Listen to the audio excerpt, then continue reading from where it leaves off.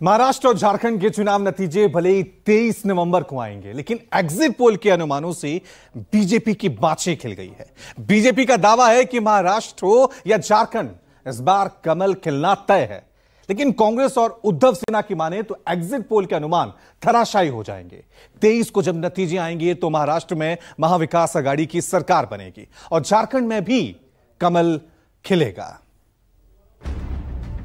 महाराष्ट्र से झारखंड तक अधिकांश एग्जिट पोल में बीजेपी और उसके सहयोगियों की बढ़त के अनुमान से गदगद बीजेपी की बल्लियां उछलने लगी।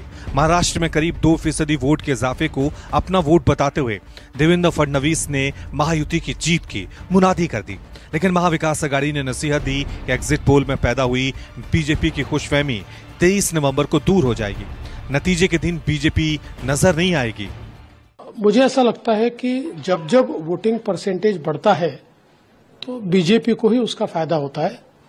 तो मैं ऐसा मानता हूं कि निश्चित रूप से ये जो बढ़ा हुआ वोटिंग परसेंटेज है, ये बीजेपी और हमारे अलायंस के लिए, महायुति के लिए ये फायदा हमको देगा और इसका फायदा हमको होगा। लेकिन महाराष्ट्र में ग्राउंड रियलिटी अलग है। महाराष्ट्र में बीजेपी के और उनके अलायंस के बारे में लोगों में गुस्सा था और गुस्सा लोगों ने पूरा ताकत के साथ वोट के माध्यम से सरकार पर उतारा है।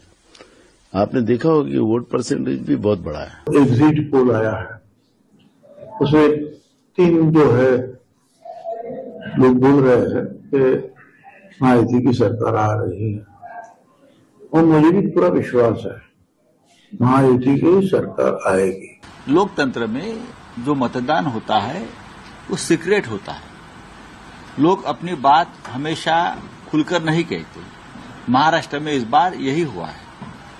कोई आप सैंपल सर्वे 2-4 हजार लोगों का स्टेट में ले लेंगे और कहेंगे ये जीत रहा है, वो जीत रहा है।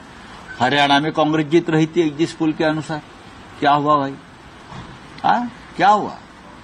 लोकसभा में मोदी जी को 400 पार दिखा रहे थे एग्जिट पोल वाले, सभी बड़े बड़े चैनल वाले। क्या हुआ?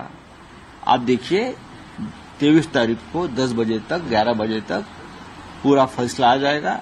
हम 160-165 सीटें। संजय राउत बिल्कुल सही बोल रहे हैं कि एग्जिट पोल्स एग्जैक्ट पोल्स हैं ही नहीं, और जिस आधार से एग्जिट पोल ने एमवीए को नंबर्स दिए हैं उससे आधे भी नहीं होंगे उनके।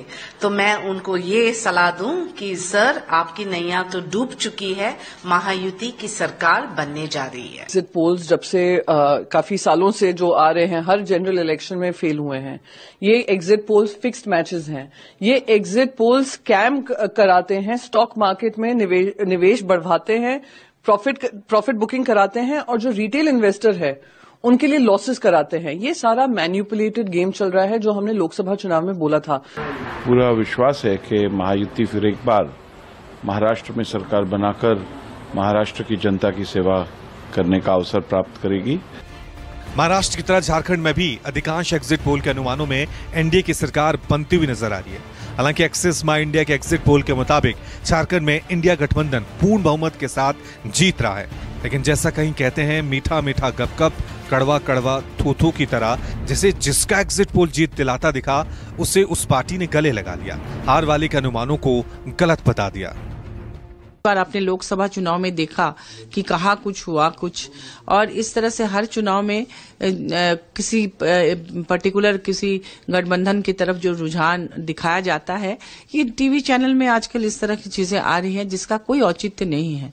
वो जनता चुपचाप अपना वोट करती है और ये सब आंकड़ों से हम बिल्कुल इत्तेफाक नहीं रखते। पिछले 5 वर्षों तक जो हेमंत सोरेन ने झारखंड को जो लूटा है, ऊपर से लेकर के नीचे तक जो करप्शन है, जिससे आम लोग परेशान थे, कानून व्यवस्था बिगड़ गई है, डेवलपमेंट का काम नहीं हो रहा है। बांग्लादेशी रोहिंग्या मुसलमान घुसपैठ कर रहे हैं, उनको यहाँ नागरिक बना रहे हैं, उनका राशन कार्ड बना रहे हैं, उनके नाम से जमीन जायदाद कर रहे हैं।